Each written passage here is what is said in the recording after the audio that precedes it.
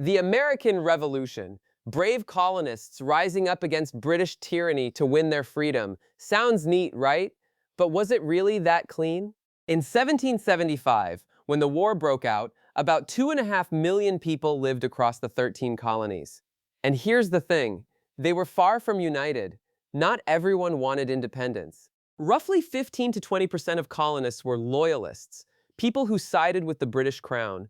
That's hundreds of thousands who stood on the opposite side of independence. So this wasn't Americans versus the British.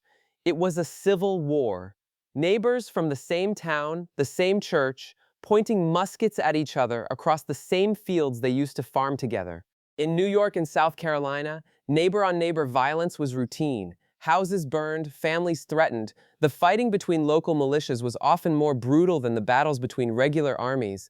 After the war ended, between 60 and 100,000 Loyalists were expelled or fled to Canada, Britain, the Caribbean.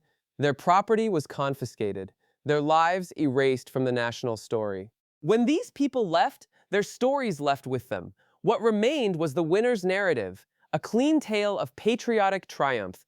That's why American textbooks barely mention the Loyalists. The losers didn't get to write the history.